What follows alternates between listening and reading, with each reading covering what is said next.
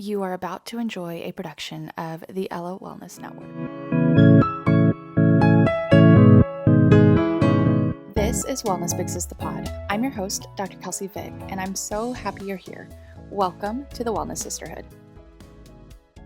So I'm so excited for today's episode because we are going to chat all things hormonal health. Welcome back to Wellness Fixes the Pod. I'm your host, Dr. Kelsey Vick, a board-certified orthopedic doctor of physical therapy, a pelvic floor physical therapist, and the owner and founder of the Ella Wellness Sisterhood. And today I'm joined with Ellina and Emily, the co-founders of HerBio, a personalized women's hormone health supplement company. Welcome to Wellness Fixes the Pod. Thank you. Thank you. I want to start off, if people get nothing else from this episode, before we dive into you guys, your background, HerBio, all the things, what is one thing that you wish people knew about hormonal health? That's a really good question. I would say that no body is the same, yet we are all regulated by the same hormones. And so it's so important that we understand that women fundamentally are very differently regulated by their hormones than men are, and yet are experiencing so many different symptoms, although the same hormones kind of are regulating them.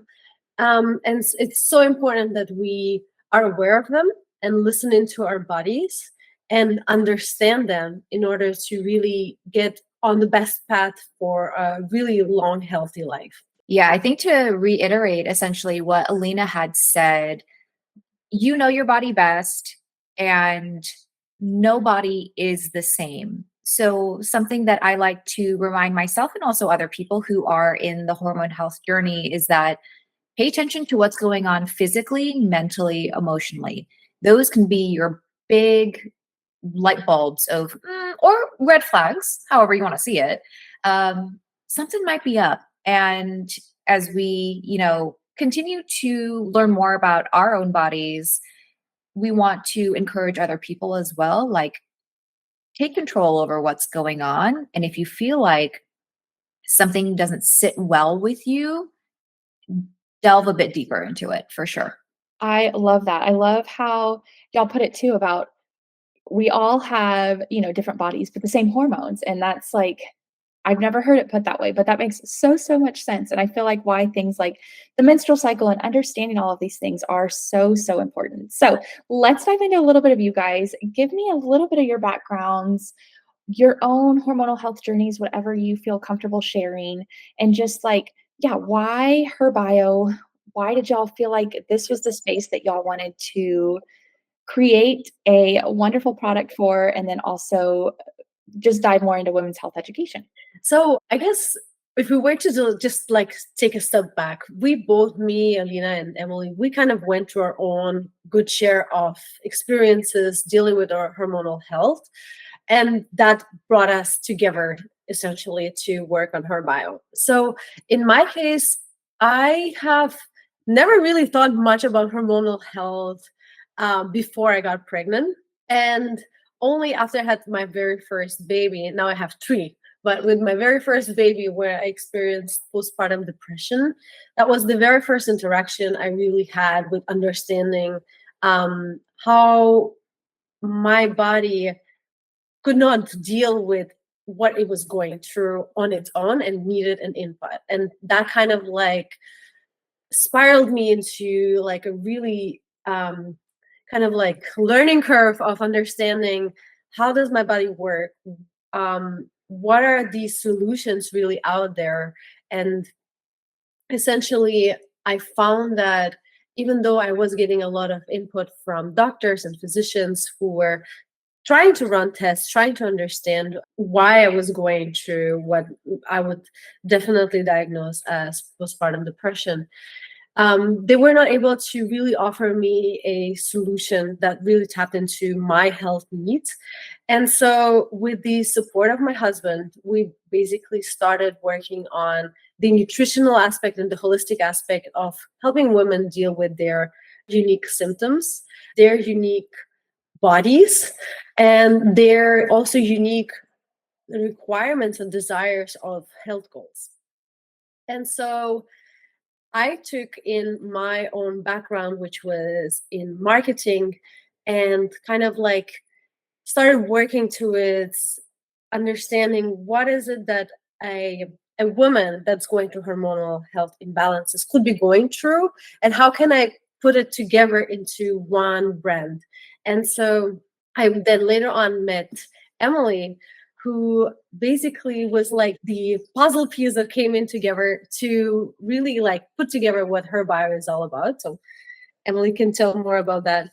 Yeah, I think my own experience, it was a battle of years. Anyone who has endometriosis can say that it's a long time to get a diagnosis and it's a long time to get a physician to believe that there's actually something wrong. So for me, it started honestly like right after my husband and I got married 5.5 years ago. And I was experiencing pain during intercourse. I was experiencing a lot of pain during my periods where the first 6 to 8 hours I'd be in the fetal position, having such a heavy bleed. And no one had told me that this was not normal. It was a lot of, well, periods can hurt. Well, periods can be heavy, but no one tells you there's like a certain weight component of how much your period bleeds. And it's like that's beyond the normal scope of heavy. Being in a fetal position because of how your pain is impacting you during your period, also not normal. So these things were giving me red flags. Went to my OB-GYN, nothing was done. It was like, continue to take your Advil.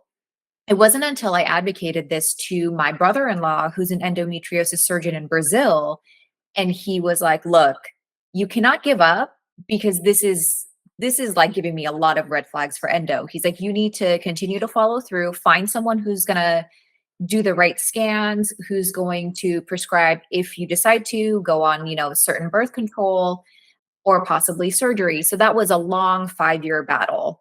And I realized how much of a struggle and how many women this condition impacts. And finding Ellina and her mission for her bio and what she was doing, I was like, I can bring my own like personal journey into this. And also understanding that me as a nurse and seeing patients who have surgery for endo, adeno, fibroids, a lot of the conditions that we work on at her bio, it felt like it just meshed together so well. My experience in the provider role, but also as the patient. I love that. No, as a pelvic floor PT, it's just a lot of my patients go through both of the things that you guys have experienced, and specifically for endo a lot, because I'll say, Alina, I appreciate you like speaking on postpartum depression because a lot of my patients aren't in the headspace to speak about that, or they don't feel comfortable speaking about that. So I hear about it more from the endo side of things, where it's patients again struggling for so long to find that diagnosis and find that help. And I've worked with patients after that surgery too, in order to say, okay, what's going on? And even then, after the surgery, they're still getting these opinions and just different things where it's like, oh, it should be fine, we've taken care of it, right? It's not, it's done, and it's like, no, there's so many other layers that go into that. And so yeah, I think both of y'all's stories and just the like divine timing of it all, I feel like especially just worked out for you guys. And I'm I love the fact that her bio is personalized too. And I know we'll get into that a little bit later, but y'all cover things like endometriosis, like symptoms for menopause, like painful period cramps and PMS symptoms and things like that. And so I think that that's awesome. Like you said, Alina, working with what a woman actually feels during this stage, and what can actually help from just various different standpoints when it comes to a personalized supplement. So if people don't even know what we're talking about when we talk about hormonal imbalance, can you guys just give a little bit of a brief definition of hormonal imbalance, and then also some signs and symptoms for people to look out for? Like, I know, Emily, you mentioned heavy bleeding, right? Like, so what is that definition that you found? And what are some other things that, we can look for to see, okay, is this abnormal? Do I possibly have a hormonal imbalance? And what are some things like what even is a hormonal imbalance? And what can I look for in my own body to see whether or not that applies to me? Yeah. So For us at HerBio, in terms of hormonal imbalances, so you've got your specific hormones, especially for women. There's quite a few, so we're not going to go over all of it. But the hormonal imbalances for women, I think the easiest ones to touch on are estrogen and progesterone, right? And testosterone. As I think we also need to make that clear, as if you're born a female, you should have testosterone in your body. That's very normal. You need it to function. With progesterone and estrogen, those are really the big hormones that we focus on at HerBio due to the conditions that we have for our population. So with endometriosis, menopause, PMS, those are our big ones. Endo, for example. So there can be a big shift in terms of progesterone and estrogen. With endometriosis patients, a lot of the symptoms that come on are severe menstrual cramps, severe bleeding. So you need to take into account like how many pads or tampons you're going through. Pain during intercourse is a really common one. Another one is, are your cycles regular or irregular? Also thinking about, are you on birth control that has progesterone or both? Or is it a progestin versus a progesterone? What kind of hormonal contraceptive do you have? Whether it's a pill, a shot, the IUD, a lot of things. Also, GI issues are so closely tied with endo patients. If you think about it, my nutritionist that I had told me, you think about how close your intestinal tract is, your GI system, to your uterus, your ovaries, how closely they're impacted together. Why they also talk about the importance of your stool and having normal for you bowel movements. All of this stuff, you're like, what? Like, I didn't even think about that, right? Yeah. And with our ladies with menopause, your classic hot flashes, your night sweats, mood fluctuations, vaginal dryness. It could be insomnia, which is some of the nurses I work with are in a menopause state, and a lot of them have mentioned their struggles with insomnia.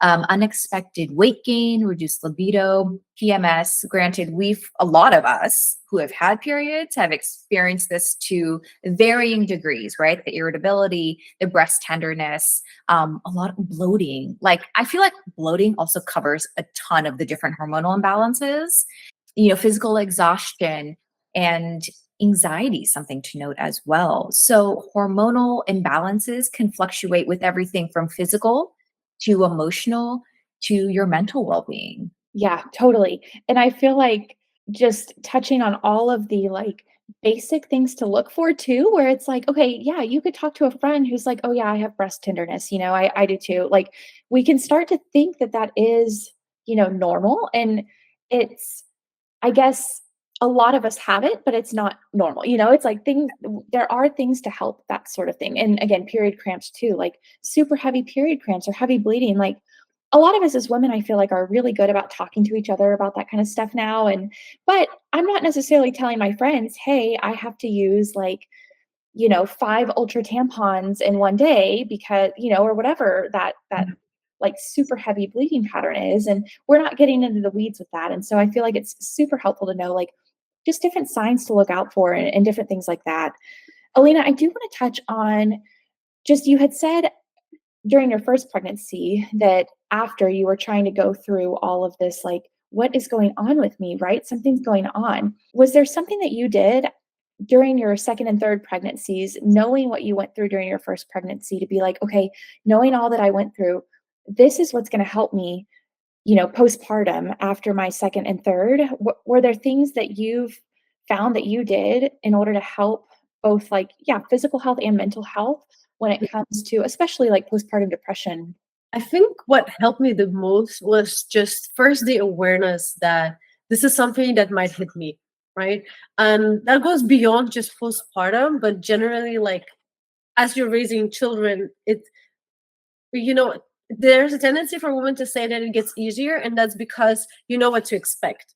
So I took it with that exact experience also with postpartum, where I knew that my body, my hormones were gonna go through a roller coaster. And it's very common. It's normal. It's normal also during pregnancy, right? And so in the very first pregnancy, I would blame myself for feeling what I was feeling, right?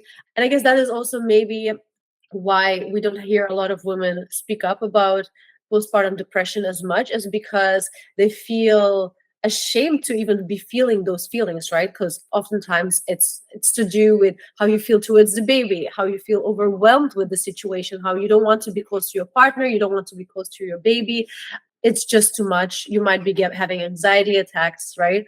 So having that awareness that this is something that might hit me and that it's normal and it's nothing, I guess I didn't take it as it's normal, like I have to deal with it, but more like it is something that's going to happen, and the only thing that I can do is be proactive with it, right? So I knew that a big aspect of just helping your hormones to balance naturally is just taking really good care of your body by nourishing it properly, staying hydrated. So I took all of these precautions already very serious, where I tried to implement them in my diet. I tried to give myself also the time and the time away from whatever was stressing me out more so, because I understood that sometimes there's nothing wrong in the surrounding. It's just in my headspace, right? It's just there, and all I need to do is just give myself that break, right? And if that means to also hand over the kids to my husband, my mother, his mom, I would not hold back from asking for help. That is one of the big things that I want to really like urge women, is that you don't have to deal with this on your own. It's not your own battle, right? Especially postpartum, once you obviously will be having, you know, a lot of things on your hands with the newborn and just trying to navigate, especially if you have more children, right? It's already very stressful. Just don't shy back to ask for help. Rely on people as much as you can. People are more than willing a lot of the times if you're very upfront, because when you're in that vulnerable state, right, you might have mood swings, right, and you might be very harsh with people around you, right? And so for them it's very difficult to identify what is causing that, right? All they know is that you're just stressed, you're unhappy, and they don't know what to do with it. So if you are just more prepared and upfront to be like, you know what, I just need that day, I just need to have the day for myself, or just 1 hour or 15 minutes, right? The baby's crying, it's stressful. Hand it over to your spouse, whoever it is that is there to help. Just to take that moment, focus on yourself, whatever that helps you calm down. That was the most helpful approach for the other pregnancies that I had, basically to help me cope with it. Mm. No, I think that's awesome. I am not pregnant. I've never been pregnant, but I hope to become pregnant. And I've struggled with my own sort of mental health things in the past too. And so it's from my standpoint, I could see that affecting, I could see something like postpartum depression really affecting me. And I feel like I can see myself going through the same stages that you went through of like, I've had friends who have had difficulty trying to conceive. And so now, should I have a healthy pregnancy, healthy delivery, healthy baby?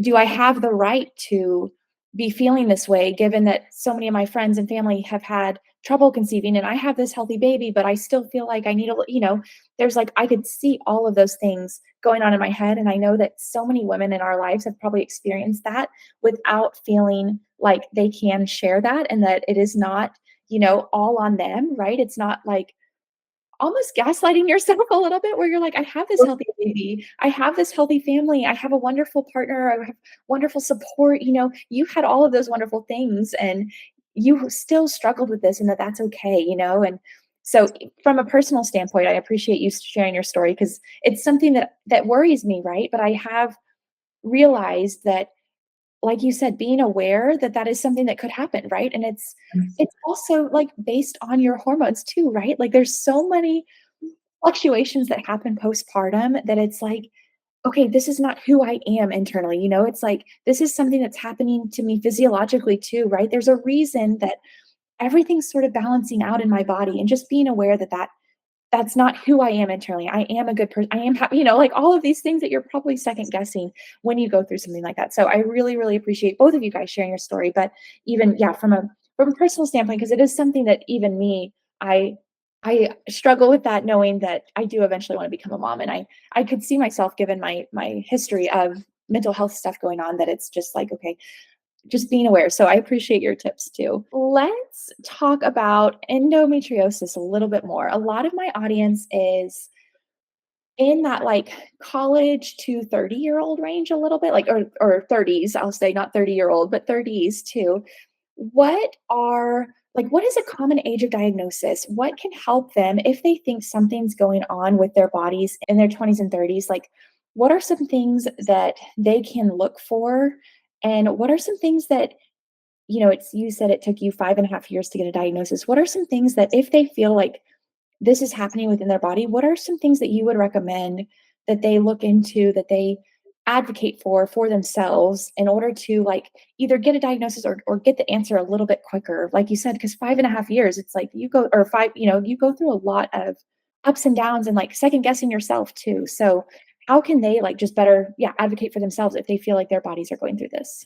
Yeah, so the common age range for endometriosis to be diagnosed in a patient, it's of the age where you are in the reproductive age to give birth. So you see a lot of people who are in their 20s and 30s getting diagnosed with endo because they're trying to conceive and they can't.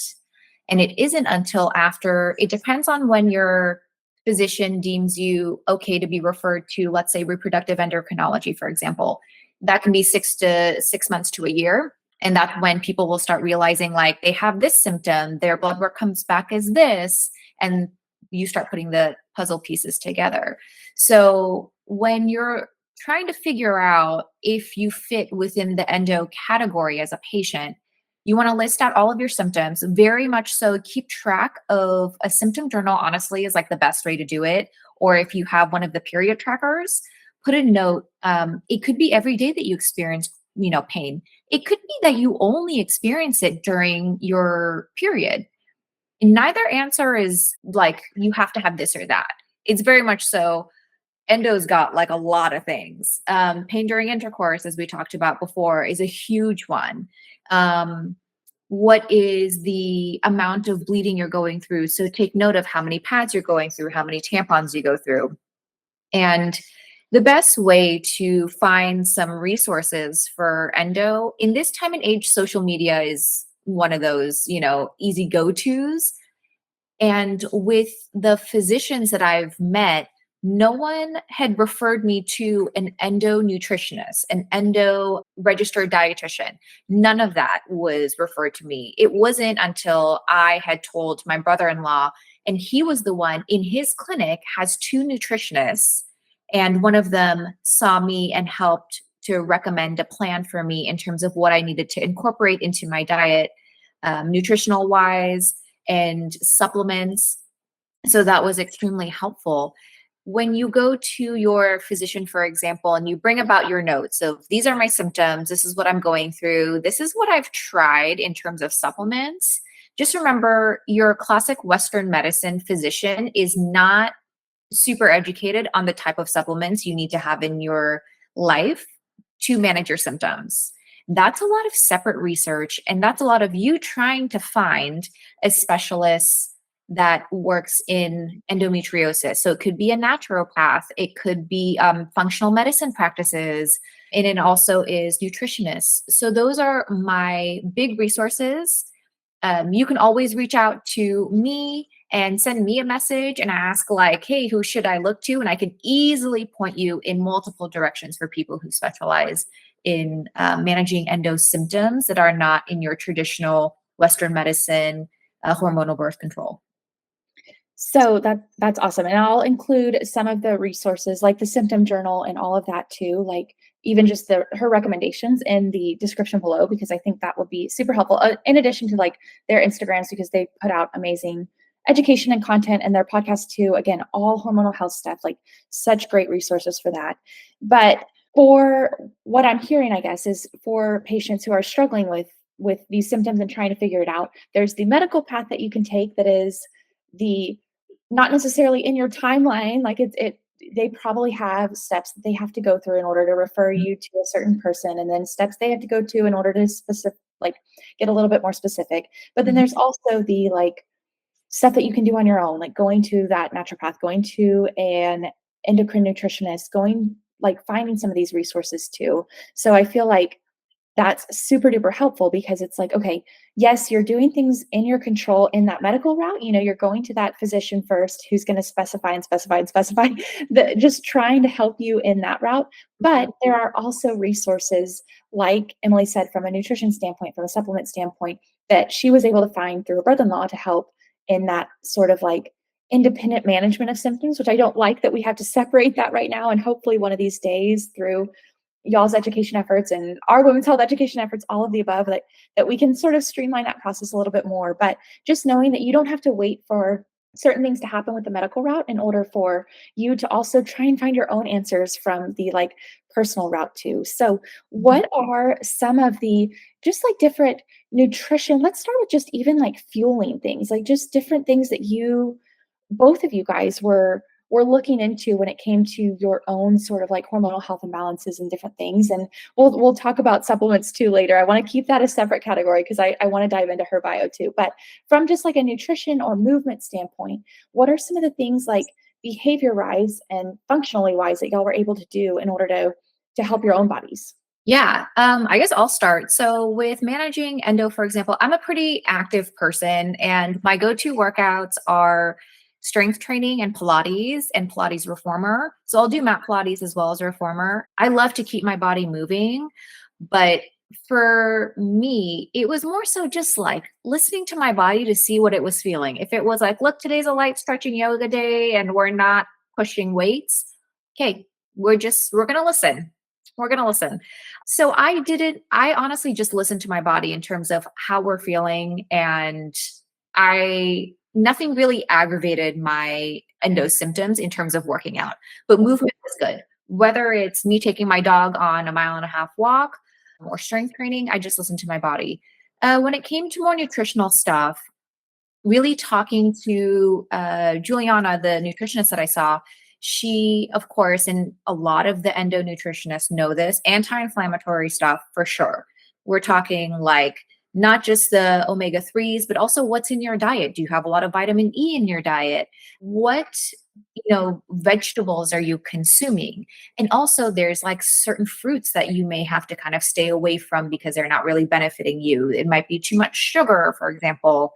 And what I really love about the endo population is that there's just so much of a herbal, natural background to it where it's, for example, like I love ginger. And this is our hit and miss for people. I love ginger shots and mine are like potent, but it's so good for your gut health. It's helpful for your immunity, but it's also helpful for anti-inflammatory stuff. I have turmeric in a lot of things, and I believe that me coming from a Southeast Asian background allows me to also have like stuff I've learned just over time from family members with the more like Chinese herbs and like Eastern medicine kind of thing has already been ingrained in my body where I'm like, we're going to try nutritional stuff first and some lifestyle adjustments before we have to go over to the medical side.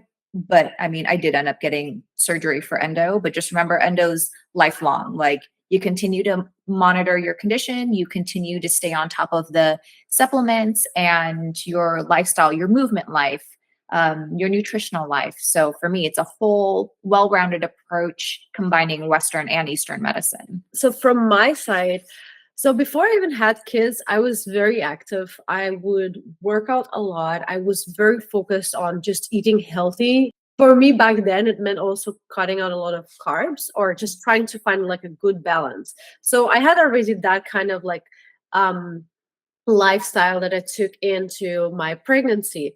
But what happened was that I had an injury on my hip when I was pregnant. With my first, I fell down in the very first trimester, and so before that, I was doing Pilates just to prepare, actually, just throughout the pregnancy, me for the birth, and just staying in good health throughout. But because of that injury, I had to stop working out altogether.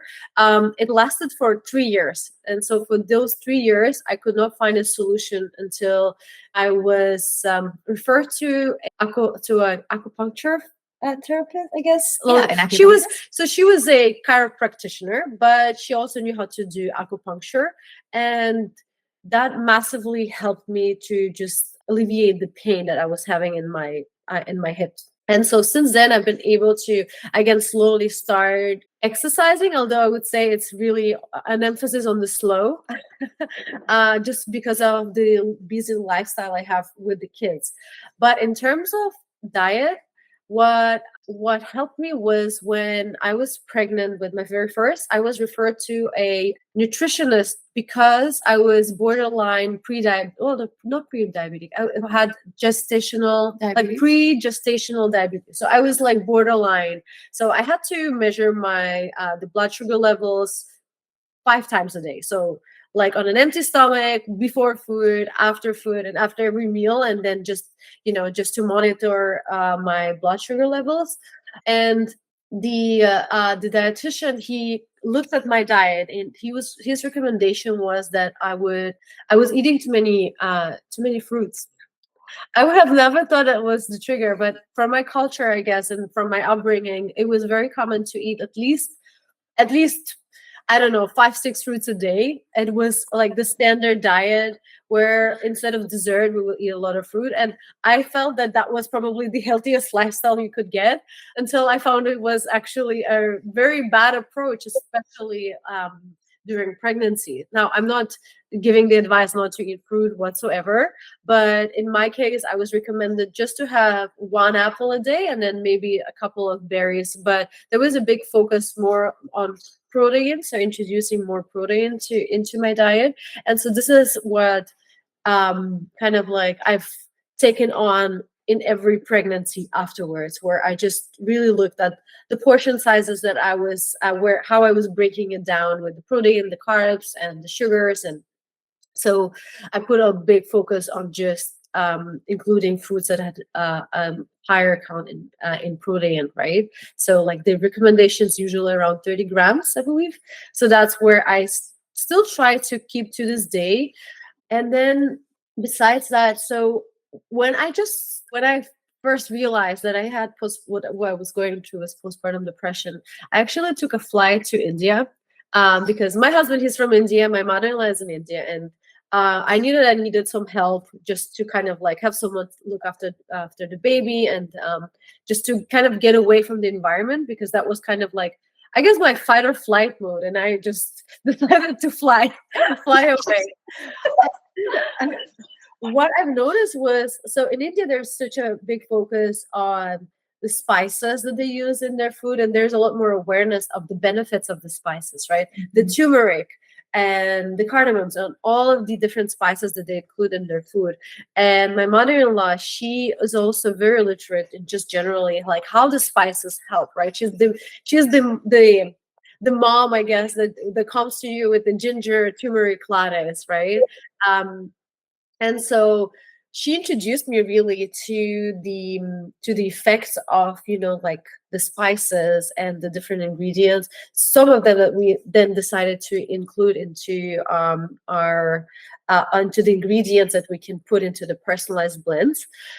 And so that was more or less kind of like the beginning of just understanding how nutrients can really help with just your overall health and hormonal balance. I love this so much because both of your stories too, it's like the line between Eastern and Western, right? And I know that a lot of the time, my own sort of like preference when it comes to health and wellness mirrors y'all's preferences too, where it's like, and I think most of the listeners, right? I feel like a lot of the women that are in their 20s, 30s, 40s, it's like we're starting to realize like we don't have to take, certain medicines in order to help. Like there's other alternatives that we can look into. And so I think it's super cool that both of y'all's stories are like meshing the two, and that y'all were both interested in learning about some of the alternative treatments for both of your hormonal health imbalances and just different things like that. So I think it is super cool. So let's talk more about her bio. So you mentioned personalized hormonal health supplements. What does that mean? Just give us the whole spiel of like what conditions the supplements are meant to treat, and then just like, yeah, the science behind it, I guess. So the way how we started was, so when we first understood just how many women are affected by hormonal imbalances, is just to first start understanding what regulates those hormones. Like, what is a normal fluctuation of your hormones, right, on a monthly basis in your cycle, and what is abnormal, right? And so we started just breaking down the way how those hormones interact with our bodies. So looking at estrogen, progesterone, testosterone. What if our estrogen is elevated, and what if progesterone is just lower than it should be, really, on a monthly basis, right? Because we do know that estrogen is elevated, but then it's supposed to drop, right? And then progesterone is supposed to be rising, and that is all just to help the body really to conceive, to a big part, right? And so when we see fluctuations which are abnormal to that, we then see how that impacts the different symptoms in a woman, right? So we first started off by just looking into the symptoms that a woman might be experiencing before even looking into the conditions that they're having, right? Because a lot of women, as we know, go through up to 10 years of a health journey just to find out that they have a condition like endometriosis or PCOS, just because first, either they are not taken serious by the healthcare providers, or they just do not know what is normal and what is not, right? We're oftentimes told that having pain during your period is normal, but we don't understand what's the threshold, like what is too painful, right? How heavy should the bleeding be, right? So we started looking into those different symptoms and mapped them out against like abnormalities with your hormone levels, right? And we took into consideration also the cycle, right? So we won't be like just looking into like your estrogen is elevated, but is it at the right time elevated, right? Should it be elevated at that time? And then we started researching on how certain nutrients influence those hormones, right? Where we would look into like, so there's just a plethora of like amount of different supplements out there, right? And we do know that there is a lot of research behind how they interact with our bodies and how they can help elevate those symptoms.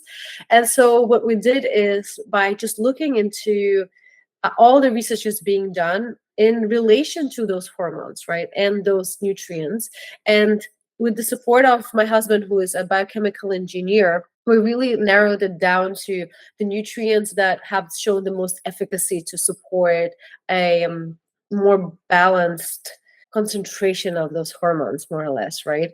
And so that was kind of like the scientific aspect of it, is where we just like mapped it out to the research behind the nutrients, right?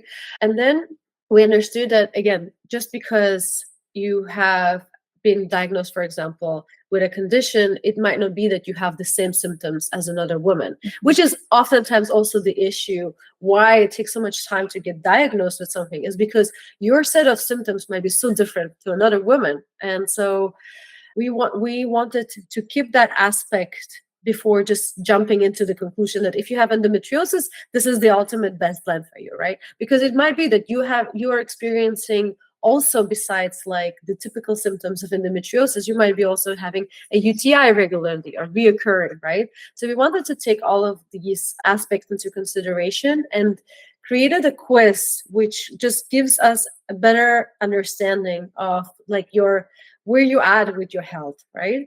And we also wanted to look into what your health goals are, right? So is it also promoting a better gut health? Is it to promote better skin health, right? So taking all of those into consideration, we then developed an algorithm that basically takes all of the different data points that you are providing us on our quiz, and then gives the best recommended blend that you could get with those ingredients.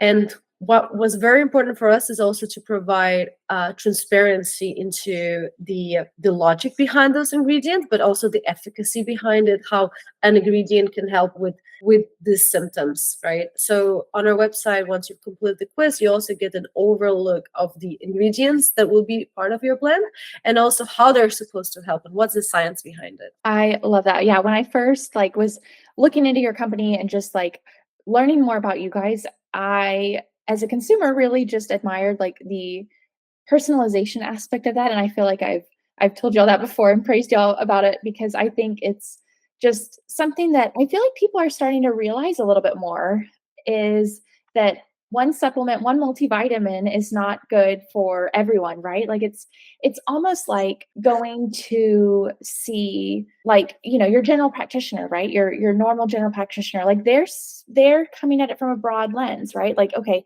where can I best how can I best help you and where can I best send you? It's almost the same thing with a multivitamin, right? Like, okay, from a broad lens, what does normally people need more of, right? Where you guys are really specifying, hey, here's the symptoms that you might be, or these are the symptoms that I'm having. Like, I'm entering that into the quiz, right?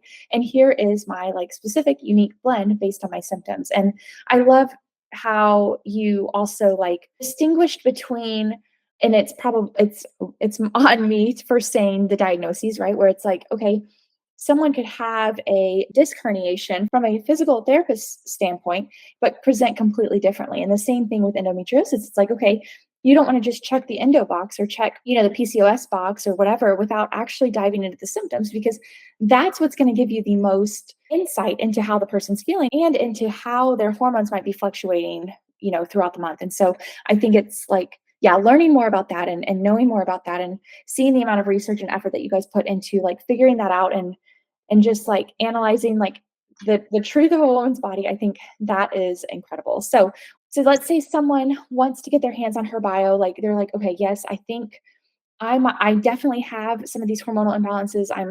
I definitely have some of these symptoms that her bio might be able to help me with. Like, how do they go about learning more about you guys or getting their hands on the supplement as well? Their unique, like personalized to them supplement blend. Like, how does that all work? Yeah, so we have our website, which is her-bio.com. And on our website, up at the top, there are a few tabs. You want to go under the quiz tab and take your quiz. It'll take a few minutes. I probably average around like 3 to 5 minutes. And there's a big list of questions. So we do go in depth into it could be everything from your age, weight to like medical conditions you're currently dealing with. So we get specific into it because we want to know your body. After you take the quiz, you'll get the blend that is recommended for you. And it's going to be launching live. We have our official hard launch in March. So keep a lookout. But you absolutely can take the quiz. And right now, we do have a fun little promo for the first 100 customers who sign up. Will get 50% off of their first purchase for the 1 month subscription. You can find us on Instagram. You can find us on TikTok. We are mostly active on Instagram. So we are at Her Bio Health. And you can also message us if you have any questions. We love to get in touch with anyone who has questions about hormonal health.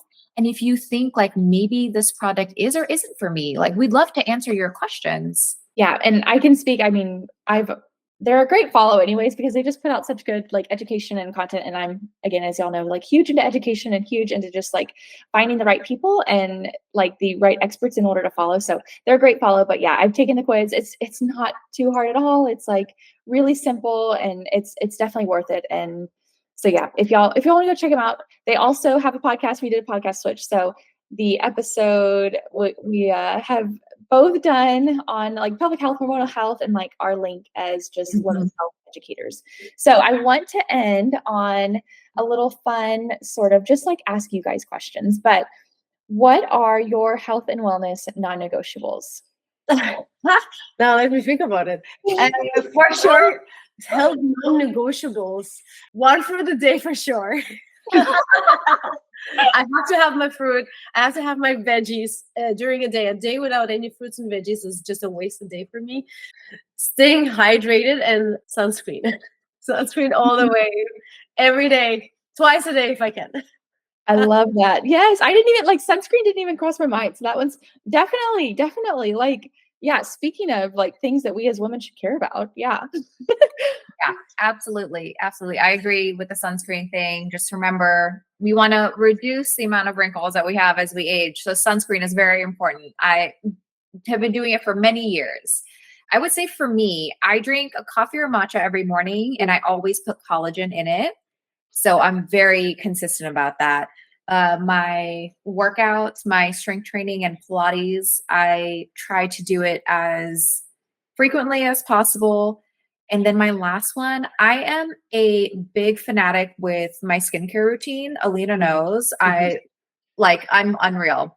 She has her own like I have one of those I have the platinum LED like infrared blue light, like combination light. Like I have the big panel. Thank you to my other brother-in-law who recommended that to us. And then I have the Therabody Face Mask Pro that does the red light, infrared, and blue light. And I have like a 7 to 8 step skincare routine, a lot of Korean products, French products, and I try to gua sha at least every day. I'm nuts. And I will own it. I love it.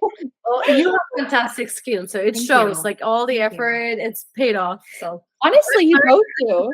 I was gonna say, go watch the YouTube. I'll put this like visual because y'all both have glowing skin and it like shows, you know. So they have. Maybe we just need to talk about skincare routines. That's something that I wish in PT we go through wound care, and I was always like, you know what, dermatology would be fun. Like, you know, working on people's skin, helping to beautify them.